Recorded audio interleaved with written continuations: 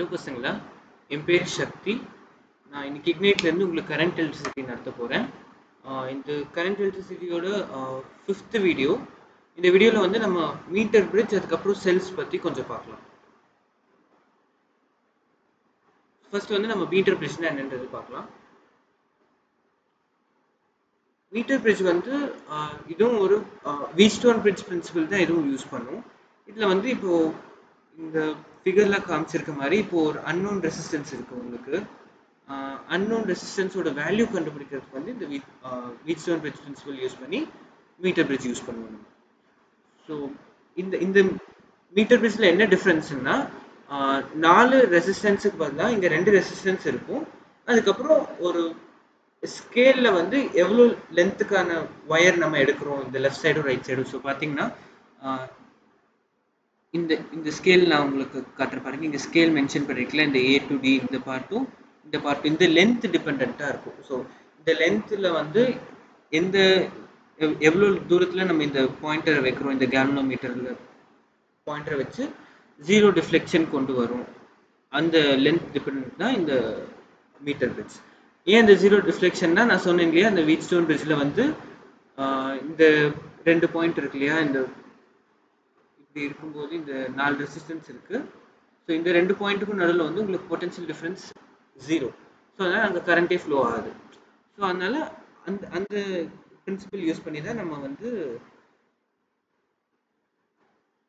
இந்த metre bridge use பண்ணுவோம். So இதில் என்ன ஃபார்முலானா R/L, அதாவது இந்த unknown resistance X, R/X is equal to இந்த ரெசிஸ்டன்ஸ், இங்கேருந்து இது வரைக்கும் இருக்கிற ரெசிஸ்டன்ஸ், அதாவது ஏலேருந்து இந்த பாயிண்ட் வரைக்கும் இருக்கிற ரெசிஸ்டன்ஸ், A to D இருக்கிற resistance divided by D to C இருக்கிற ரெசிஸ்டன்ஸ். ஸோ இது என்ன, இந்த ரெசிஸ்டிவிட்டி இன்டூ லென்த் பை ஏரியான்ற ஃபார்முலா படிச்சிருப்பீங்களா, R is equal to rho L by A. So இந்த ரோ வந்து இந்த வயருக்கு வந்து ஒரு கான்ஸ்டன்ட், கரெக்டாக ரோ, இந்த எல், அதாவது இந்த எல் கொடுத்துருக்காங்க இல்லையா, எல் divided by அந்த ஏரியாவும் கான்ஸ்டன்ட், divided by அந்த second resistance rho into 100 minus L divided by area. So இந்த ரோ ஏரியா எல்லாமே கேன்சல் ஆயிரும் கரெக்டாக இந்த ரெண்டு இடத்துலையும். ஸோ உங்களுக்கு என்ன கிடைக்கும், R/X is equal to L by 100 minus L. So இதுதான் வந்து உங்களுக்கு மீட்டர் பிரிட்ஜில் யூஸ் பண்ணுற நம்ம ஈக்குவேஷன். ஸோ இந்த ஈக்குவேஷனை வச்சு உங்களுக்கு கொஸ்டின் சால்வ் பண்ண உங்களுக்கு கேட்கலாம். ஸோ இது சிம்பிள் தான், வீட்ஸ்டோன் பிரிட்ஜ் பிரின்சிபலே தான். பட் தென் இங்கே என்ன டிஃப்ரென்ஸ்னா, ரெசிஸ்டன்ஸ் வந்து 2 இருக்குது. அதுக்கப்புறம் எவ்வளோ டிஸ்டன்ஸில் நீங்கள் அந்த கேல்வனோமீட்டரோட அந்த பாயிண்டர், இந்த நான் மார்க் பண்ணியிருக்கேன் இல்லையா, அந்த ஏரோ வந்து எங்கே எவ்வளோ டிஸ்டன்ஸில் வைக்கிறீங்கிறத பொறுத்து இந்த லென்த் மாறும். ஸோ அதை வச்சு நீங்கள் வந்து அன்னோன் ரெசிஸ்டன்ஸ் கண்டுபிடிப்பீங்க. இப்போ இதுலேருந்து ரீஅரேஞ்ச் பண்ணி நீங்கள் அன்னோன் ரெசிஸ்டன்ஸ் கண்டுபிடிச்சிக்கலாம். இது புரிஞ்சிச்சா மீட்டர் பிரிட்ஜ். ஸோ இப்போ அடுத்து வந்து நம்ம செல்ஸ் பற்றி பார்க்கலாம். செல்ஸ், இதில் வந்து நம்ம ஃபர்ஸ்ட் டெஃபினிஷன் நம்ம படித்து பார்க்கலாம். அங்கே கொடுத்துருக்கிறது, செல் இஸ் எ டிவைஸ், அது ஒரு device that converts chemical energy into electrical energy. அதாவது ஒரு செல்குள்ளார வந்து உங்களுக்கு கெமிக்கல் எனர்ஜி, அதாவது கெமிக்கல்ஸ் இருக்கும் அந்த செல்குள்ளார. ஸோ அந்த கெமிக்கல் எனர்ஜியை வந்து எலக்ட்ரிக்கல் எனர்ஜியாக கன்வெர்ட் பண்ணுறது, அதுதான் வந்து செல்லோட function. So cell, it is a device that converts chemical energy into electrical energy, creating a potential difference. அது வந்து நம்ம எலக்ட்ரோமோட்டிவ் ஃபோர்ஸ் அப்படின்னு சொல்லுவோம், EMF between its terminals. So for example இப்படி இருந்துச்சுன்னா செல் வந்து இப்படி ரெப்ரசென்ட் பண்ணும்போது இந்த 2 டெர்மினலுக்கு நடுவில் ஒரு பொட்டன்ஷியல் டிஃப்ரென்ஸ் கிரியேட் பண்ணும். அந்த கெமிக்கல் எனர்ஜியிலேருந்து ஸ்டோர் எனர்ஜி கெமிக்கல்ஸில் எலக்ட்ரிக்கல் எனர்ஜியாக மாறும். அதுதான் வந்து செல்லோட ஃபங்க்ஷன். அடுத்து வந்து internal resistance of a cell என்னன்றது பார்ப்போம். என்னன்னா, it is the opposition of the cell offers to the flow of current. அதாவது அந்த செல் வந்து அந்த கரண்ட் வந்து ஃப்ளோ ஆகிறது எவ்வளோ தடுக்குதுன்றது தான் வந்து ரெசிஸ்டன்ஸ், இன்டர்னல் ரெசிஸ்டன்ஸ். அது எதனால நடக்கும்னா, எலக்ட்ரோலைட், அந்த செல்ல இருக்க எலக்ட்ரோலைட்னால நடக்கும். So it is the opposition the cell offers to the flow of electric current due to the electrolyte. அதான் வந்து internal resistance. நம்ம இதை எப்படி ரெப்ரசென்ட் பண்ணுவோம், ஒரு செல் இருக்கு, இன்டர்னல் ரெசிஸ்டன்ஸ் வந்து R, இது மொத்தமாக தான் ஒரு செல். இது வந்து நான் ஐடியல் செல்லுன்னு சொல்லுவோம். ஐடியல் செல்லில் வந்து இது வரைக்கும் நம்ம வந்து வோல்ட் வி வோல்ட் அப்படின்னு எடுத்துருப்போம் இல்லையா, 4 வோல்ட் 5 வோல்ட். அதில் வந்து எந்த இன்டர்னல் ரெசிஸ்டன்ஸும் இல்லைன்னு எடுத்துருப்போம். ஆனால் இப்போ வந்து ஒரு இன்டர்னல் ரெசிஸ்டன்ஸ் இருக்கிற மாதிரி நம்ம எடுப்போம். ஸோ இது வந்து ஒரு எக்ஸ்டர்னல் சர்க்யூட் கூட கனெக்ட் ஆகிருக்கு. இதுதான் வந்து இந்த ரெப்ரசன்டேஷன். இது புரிஞ்சிச்சா? ஸோ இப்போ நெக்ஸ்ட் வந்து காம்பினேஷன் ஆஃப் செல்ஸ் போகணும். காம்பினேஷன் ஆஃப் செல்ஸில் வந்து 2 காம்பினேஷன் அதே மாதிரி தான், ரெசிஸ்டர்ஸ் மாதிரி தான், சீரீஸ் பேரலல் ரெண்டுமே. ஸோ சீரீஸ் காம்பினேஷன் பற்றி நம்ம பார்க்கலாம். ஃபர்ஸ்ட் சீரீஸ் காம்பினேஷனில் ஒரு செல் வந்து E1 வோல்டேஜ், R1 வந்து இன்டர்னல் ரெசிஸ்டன்ஸ், இன்னொன்று வந்து E2 R2 வந்து இன்டர்னல் ரெசிஸ்டன்ஸ். ரெண்டும் வந்து பக்கத்து பக்கத்தில் லைனில் இருக்குது. ஸோ இதை வந்து நம்ம இப்படி மாற்றுறோம். ஒரு EQ REQ வந்து இன்டர்னல் ரெசிஸ்டன்ஸ்னு. ஸோ இது வந்து இதோட ஃபார்முலா என்ன? EQ வந்து E1 + E2. அதுக்கப்புறம் REQன்றது வந்து R1 + R2. இது என்ன கண்டிஷன்? இந்த பொலாரிட்டி வந்து ஒரே மாதிரி இருக்கும், பாசிட்டிவ் நெகட்டிவ். அது வந்து இதோட பாசிட்டிவ் இதோட நெகட்டிவ் கூட கனெக்ட் ஆகிருக்கு.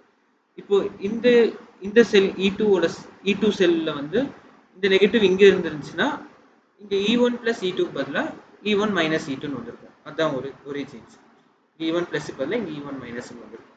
அதுபடி இதே இந்த பாசிட்டிவ் நெகட்டிவ் கனெக்டட் டு இன்னொரு பாசிட்டிவ் நெகட்டிவ் அதே லைன்லேயே கனெக்ட் ஆயிருந்துச்சுன்னா எல்லாத்துக்கும் சம் தான் சீரீஸில். E1 + E2. REQ வந்து அதே மாதிரி தான், சீரீஸ் ரெசிஸ்டன்ஸோட ஈக்குவலன்ட் ரெசிஸ்டன்ஸ் மாதிரி தான், R1 + R2 தான். ஸோ இது வந்து நம்ம டிரைவ் பண்ணுறது எப்படின்னு பார்ப்போம். நான் ஃபஸ்ட்டு 2 செல் வரைஞ்சிக்கிறேன். E1 R1, அதுக்கப்புறம் இது வந்து E2 R2. E1 R1 E2 R2. இது வந்து ஏன்னு வச்சுக்கலாம், இது வந்து சின்னு வச்சுக்கலாம். இது வந்து நம்ம எப்படி கன்வெர்ட் பண்ணுறோம்? ஏக்கும் சிக்கும் நடுவில் ஒரு சிங்கிள் ரெசிஸ்டன்ஸ், அதாவது இந்த 2 செல்லுக்கு பதிலாக ஒரு சிங்கிள் செல் ஒரு சிங்கிள் ரெசிஸ்டன்ஸ் வச்சா அதே கண்டிஷன்ஸ் அதாவது அதே கரண்ட் அதே வோல்டேஜ் டிஃபரன்ஸ் எல்லாமே இருக்கிற மாதிரி தான் நம்ம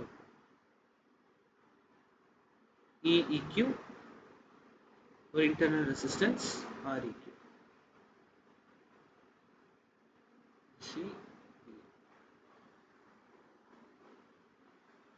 இப்போ நம்ம ஒரு கரண்ட் இப்படி வருதுன்னு நம்ம வச்சுப்போம். VAல இருந்து இப்படி ஒரு கரண்ட் I வருது. ஸோ இந்த வேல்யூ எப்படி நம்ம கண்டுபிடிப்போம்? VA நம்ம அந்த அதே ஜங்ஷன் ரூல் நம்ம யூஸ் பண்ணுவோம். அதாவது இந்த ஸ்ட்ரெயிட் லைனில் நம்ம அப்படியே பொட்டன்ஷியல் டிஃபரன்ஸ் ஆட் பண்ணிட்டே போனால் இந்த பொட்டன்ஷியல் டிஃபரன்ஸ் கிடைக்கும். கரெக்டாக VAலேருந்து இந்த பொட்டன்ஷியல்ஸ் எல்லாம் ஆட் பண்ணிட்டே போனால் VC நம்மளுக்கு கிடைக்கும். ஸோ அதுதான் நம்ம பண்ண போகிறோம். VA மைனஸ் E1, I வந்து ஐயோட டைரக்ஷன்லேருந்து நம்மளும் போகிறோம். So I minus I times R1 minus E2 minus I times R2 is equal to VC. கரெக்டா? ஸோ இப்போ வந்து நம்ம VA மைனஸ் VC தான் நம்ம கண்டுபிடிப்போம். VA மைனஸ் VC தானே இந்த இதுலேருந்து EEQ plus I times REQ. அதே கரண்ட் I ஃப்ளோ ஆகும். கரெக்டாக ரெண்டு இதுலையும் அதே கரண்ட் ஃப்ளோ ஆகுது. ஸோ இந்த ஈக்குவேஷன் ஃபார்முக்கு நம்ம இந்த ஈக்குவேஷனை கொண்டு வந்தால் என்ன வரும்? E1 plus IR1 plus E2 plus IR2 தானே. இப்போ நம்ம இதை ரீரேஞ்ச் பண்ணால் என்ன வரும்? E1 plus E2 plus I காமனாக R1 ப்ளஸ் R2ன்னு எடுத்துக்கலாம். சரியா? இப்போ இந்த ஈக்குவேஷன் வந்து 1ன்னு எடுத்துட்டு இதை 2ன்னு எடுத்துக்கலாம். ஸோ கம்பேரிங் 1 and 2 என்ன நம்மளுக்கு கிடைக்குது? இந்த EEQக்கு பதிலாக E1 plus E2 இருக்கு. ஸோ அதே தான் EEQ is equal to E1 plus E2. I times REQக்கு பதிலாக நம்மளுக்கு I times R1 plus R2 இருக்கு. ஸோ இதுல இருந்து என்ன கிடைக்குது? REQ is equal to R1 plus R2. So இதுதான் வந்து ஃபைனல் EEQ, அதுக்கப்புறம் REQ. இது வரைக்கும் புரிஞ்சிச்சா? ஸோ அதே வேல்யூ தான் நம்மளுக்கு இங்கே கிடச்சிருக்கு. EEQ வந்து E1 plus E2 அதுக்கப்புறம் RE2 வந்து R1 plus R2 series combination of செல்ஸோட டெரிவேஷன் புரிஞ்சுச்சா? ஓகே, இப்போ வந்து அடுத்து நம்ம பேரலல் காம்பினேஷன் ஆஃப் செல்ஸ் என்ன அப்படின்றது பார்க்கலாம். ரெசிஸ்டன்ஸ் மாதிரியே தான் ஒரு செல்லுக்கு கீழே இன்னொரு செல் அப்படி வெர்டிக்கலாக, அது ஒரு மேலேருந்து கீழே செல்ஸ் அரேஞ்ச் ஆயிருக்கு. ஸோ அந்த கனெக்ஷனை வந்து நம்ம பேரலல் காம்பினேஷன் சொல்லுவோம். ஸோ அதே இதுதான். ஸோ VA மைனஸ் VC எல்லா செல்லுக்கு எண்டு இருக்கு இல்லையா, அந்த ரெண்டு எண்டுக்கும் இருக்கிற பொட்டன்ஷியல் டிஃபரன்ஸ் வந்து எப்பயுமே VA மைனஸ் VC தான். ஸோ இது வந்து இப்படி இந்த ஒரே செல்லை நம்ம ரீப்ளேஸ் பண்ண ட்ரை பண்ணுவோம். ஸோ அதே தான். அது இப்போ வந்து கிர்ச்சாஃப்ஸ் ரூல் அப்ளை பண்ணிங்கன்னா உங்களுக்கு என்ன கிடைக்கும்? 1/Req is equal to 1/R1 plus 1/R2.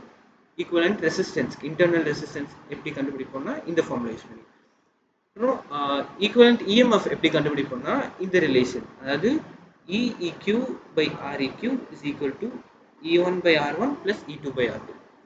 So இதை வந்து நம்ம இப்போ டிரைவ் பண்ணலாம். வந்து இந்த ரெண்டு செல் வரைஞ்சுக்கிறேன். வந்து A,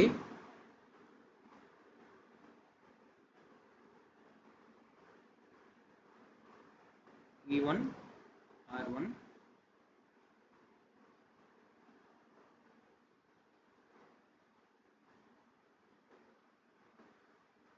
E2 R2. இது ரெண்டுமே C அப்படின்ற ஒரு பாயிண்ட் கனெக்ட் ஆயிருக்கு. இதுவும் C தான். இப்போ வந்து இங்கே ஒரு கரண்ட் என்டர் ஆகுது I. இது வந்து ஸ்பிளிட் ஆகுது. இப்போ அதே மாதிரி தான், இது ஒரு ஜங்ஷன் தானே, இந்த பாயிண்ட் வந்து ஜங்ஷன் தான், இதுவும் C தான். ஸோ இந்த பாயிண்ட் ஒரு ஜங்ஷன்றதுனால இந்த கரண்ட் வந்து ஸ்பிளிட் ஆகுது, I1 I2 ஸ்பிளிட் ஆகுது. சரியா? இப்போ ஜங்ஷன் ரூல் நம்மளுக்கு என்ன சொல்லுது? I is equal to I1 plus I2 இல்லையா? Current entering is equal to current leaving. ஐன்ற கரண்ட் வந்து என்டர் ஆகுது, I1 I2 ஸ்பிளிட் ஆகி லீவ் ஆகுது. ஸோ I1 plus I2 தான் current leaving. So I is equal to I1 plus I2. இந்த நெட்வொர்க்கை நம்ம எப்படி ஈக்குவலன்ட் வரையலாம்? EEQ REQ அதே A2 C நோடில் நம்ம வரையலாம். இதை வந்து நம்ம ஃபைனலாக வந்து EEQ REQ கண்டுபிடிக்கிறதுக்கு யூஸ் பண்ணலாம். இப்போ வந்து நம்ம அந்த VA மைனஸ் VC வந்து V0ன்னு எடுத்து அது வந்து EEQ மைனஸ் IREQ கரெக்டா? ஏன்னா இங்கே வந்து கரண்ட்டோட டைரெக்ஷனில் போகிறோம். So VC minus IREQ plus EEQ is equal to VA கரெக்டா? ஸோ VA மைனஸ் VC இந்த சைடு போகும்போது உங்களுக்கு இதே இதுதான் வரும். ஸோ புரிஞ்சுச்சு இல்லையா? ஸோ இது மைனஸ் வருதுன்னு புரிஞ்சிச்சு. ஸோ இப்போ அடுத்து வந்து இந்த பிரான்ச் எடுத்துக்கலாம். ஸோ ஃபஸ்ட்டு இந்த VA மைனஸ் VC இந்த இடத்துல நம்ம எடுப்போம், VA மைனஸ் VC. ஸோ இந்த மேலே இருக்க இந்த பிரான்ச் எடுத்துக்கிட்டா என்ன ஆகுது அப்படின்றது பார்ப்போம். ஸோ இந்த பாயிண்ட் Cலேருந்து I1ன்ற கரண்ட் வந்து அந்த மேலே பிரான்ச்சுக்கு போகுது. ஸோ அந்த இடத்துல வந்து நம்ம VA மைனஸ் VC கண்டுபிடிப்போம். VA minus epsilon1 plus I1 R1 is equal to VC கரெக்டா? இப்போ VA minus VC என்ன? ரீஅரேஞ்ச் பண்ணால் என்ன கிடைக்கும்? VA minus VC is equal to epsilon1 minus I1 R1. இது புரிஞ்சிச்சு இல்லையா? ஸோ அதே லாஜிக் தான் கீழே இருக்கும். ஸோ அங்கே என்ன VA minus VC வரும்? அதே மாதிரி நீங்கள் போட்டிங்கன்னா E2 minus I2 R2 வரும். புரிஞ்சிச்சா? இப்போ நம்ம இந்த VA minus VC என்னன்னு எடுத்திருக்கோம்? V0ன்னு எடுத்திருக்கோம். ஸோ இது ஒரு V0. இப்போ வந்து நம்ம I1 I2 V0 இது மூணுக்கும் ஒரு ரிலேஷன் கொண்டு வரலையா? கரெக்டா? ஸோ இப்போ வந்து epsilon1 minus I1 R1 is equal to V0. So I1 R1 is equal to E1 minus V0. I1 is equal to E1 minus V0 divided by R1. புரிஞ்சுச்சா? So அதே மாதிரி E2 minus I2 R2 is equal to V0. So E2 minus V0 is equal to I2 R2. So இப்போ I2 என்ன? E2 minus V0 divided by R2. புரிஞ்சுச்சா? இப்போ I தான் நம்ம வந்து கண்டுபிடிக்கணும். I is equal to I1 plus I2. கரெக்டா? I வந்து I1 plus I2 இந்த இடத்துல இருக்கு. அந்த ஜங்ஷன்ல யூஸ் பண்ணி நம்ம கொண்டு வரணும். So I1 என்ன? E1 minus V0 divided by R1 plus E2 வந்து E2 minus V0 divided by R2. இது வரைக்கும் புரிஞ்சிச்சு இல்லையா? ஸோ இப்போ வந்து இந்த ஐயை வந்து நம்ம அப்படியே காப்பி பண்ணிக்கலாம்.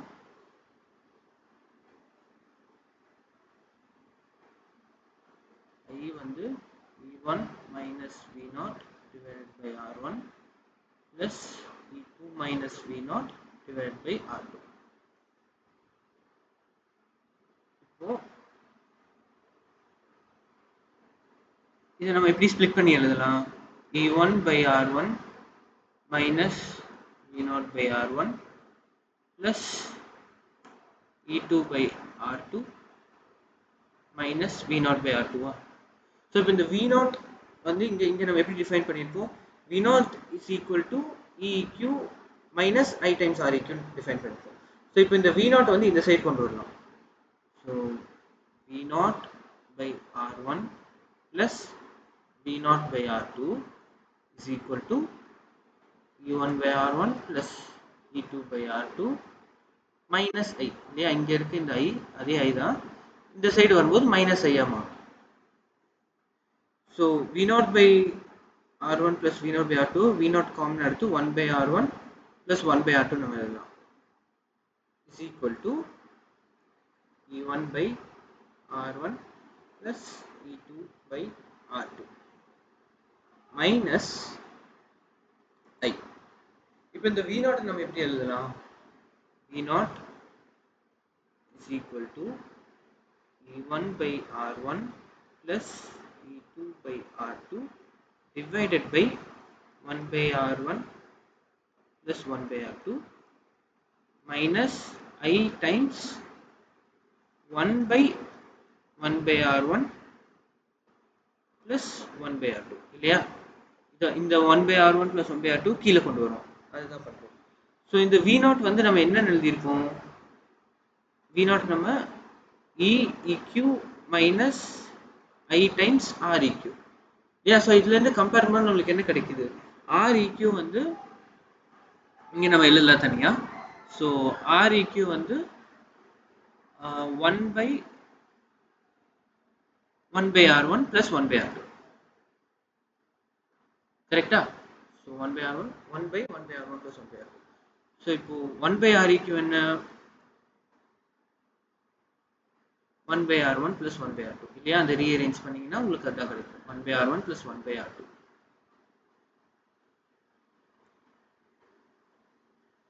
ஸோ இதுதான் வந்து ஈக்குவலண்ட் இன்டர்னல் ரெசிஸ்டன்ஸ் கண்டுபிடிக்கிறதுக்கு. இப்போ இதை நம்ம கம்பேர் பண்ணோம்னா ஈக்குவலண்ட் E, அதாவது EMF, அதை கம்பேர் பண்ணா என்ன கிடைக்குது? EQ is equal to E1 by R1 plus E2 by R2 divided by 1 by R1 plus 1 by R2. இல்லையா? இந்த 1 by R1 plus 1 by R2 என்ன எழுதலாம்? 1 by REQ எழுதலாமா? இதுல இருந்து இந்த ஈக்குவேஷன் வந்து 1 by R1 plus 1 by R2 வந்து 1 by REQ. ஸோ இங்க வந்து 1 by REQ எழுதலாம். ஸோ இந்த 1 by REQ இங்கே மல்டிப்ளை பண்ணா EQ by REQ is equal to E1 by R1 plus E2 by R2. புரிஞ்சுச்சா? ஸோ இந்த ரெண்டு ஈக்குவேஷனை யூஸ் பண்ணி தான் நம்ம parallel combination of batteries வந்து சால்வ் பண்ண முடியும். ஸோ அதே தான். ஸோ அதே ஈக்குவேஷன் தான் நமக்கு கிடைச்சிருக்கு. 1 by REQ is equal to 1 by R1 plus 1 by R2. EQ by REQ வந்து E1 by R1 plus E2 by R2. So அதே மாதிரி நம்ம சீரீஸில் பார்த்த மாதிரி இப்போ இந்த E2ஓட பொலாரிட்டி இருக்குல்ல, பொலாரிட்டின்றது வந்து இப்போ லெஃப்டில் பாசிட்டிவ் டெர்மினல், ரைட்டில் நெகட்டிவ் டெர்மினல் இருக்குது. இதே ரைட்ல நெகட்டிவ் டெர்மினல் லெஃப்ட்ல பாசிட்டிவ் டெர்மினல் இருந்துச்சுன்னா இங்கே E1/R1 ப்ளஸ் E2/R2 பதிலாக இங்கே E2க்கு வந்து மைனஸாக மாறிடும். ஸோ அதே லாஜிக் தான் அங்கேயும், அதே மாதிரி தான் இங்கேயும். ஸோ R1 ஆனால் வந்து எதுவும் இல்லை, ஏன்னா ரெசிஸ்டன்ஸ்க்கு வந்து எந்த சைனும் கிடையாது. வோல்டேஜ் மட்டும் நீங்கள் அந்த பாசிட்டிவ் நெகட்டிவ் வந்து இன்டர்சேஞ்ச் பண்ணிங்கன்னா, அதாவது பாசிட்டிவ் பதிலாக நெகட்டிவ், அந்த நெகட்டிவ் பாசிட்டிவ் இடத்துல போட்டிங்கன்னா உங்களுக்கு வந்து மைனஸ் சைன் வந்து அங்கே வரும். ஸோ இதான் வந்து series and parallel combination of cells with derivation. நான் இதை டெரைவும் பண்ணியிருக்கேன். ஸோ இதை வந்து நீங்கள் நல்லா படித்து வச்சுக்கோங்க, ஏன்னா இதுலேருந்து நீங்கள் கொஷின்ஸ் எக்ஸ்பெக்ட் பண்ணலாம். ஸோ இப்போ இந்த லாஸ்ட் டாபிக் என்னென்னா மேக்ஸிமம் பவர் டிரான்ஸ்ஃபர் தியரம்னு ஒரு தியரம் இருக்குது. அது என்ன ஸ்டேட் பண்ணுது நம்ம சொல்லலாம். Voltage source delivers maximum power. அதாவது பவர் நம்ம படிச்சிருக்கோம் இல்லையா, ப்ரீவியஸ் வீடியோஸில் நம்ம பவர் பற்றி படிச்சிருக்கோம். எலக்ட்ரிக்கல் பவர் எப்படி, என்ன கால்குலேட் பண்ணணும், என்ன யூஸ், அதெல்லாம். ஸோ எப்போ இது மேக்ஸிமம் பவர் கொடுக்கும் அப்படின்றது தான் delivers maximum power to a load resistor when the load resistance equals the internal resistance of the source. இப்போ இந்த ஒரு சோர்ஸ், வோல்டேஜ் சோர்ஸ் எப்போ மேக்ஸிமம் பவர் கொடுக்கும் இந்த லோட் ரெசிஸ்டன்ஸ்க்கு எப்போ மேக்ஸிமம் பவர் கொடுக்கும்னா, இந்த லோட் ரெசிஸ்டன்ஸ் இருக்கு இல்லையா RL, அதோட வேல்யூ இன்டர்னல் ரெசிஸ்டன்ஸ் VS ஓட இன்டர்னல் ரெசிஸ்டன்ஸ் RS அதுவும் ஈக்குவலாக இருந்துச்சுன்னா உங்களுக்கு வந்து அந்த மேக்ஸிமம் பவர் கிடைக்கும்.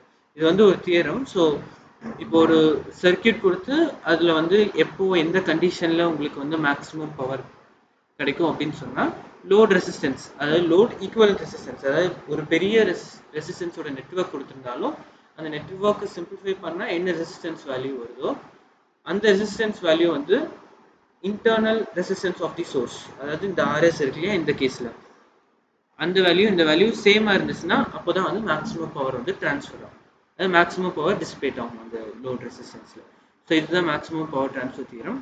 இதோட ப்ரூஃப் வந்து நீங்களே டெரைவ் பண்ணலாம். ஸோ பவர் வந்து கண்டுபிடிச்சி கால்குலஸ் யூஸ் பண்ணி டிஃப்ரென்ஷியேட் பண்ணி என்ன மேக்ஸிமம் பவர் எப்போ வரும், என்ன கண்டிஷன்றது நீங்களே செக் பண்ணி பார்க்கலாம்.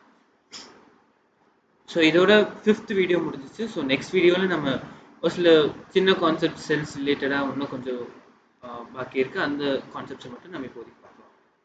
So thank you.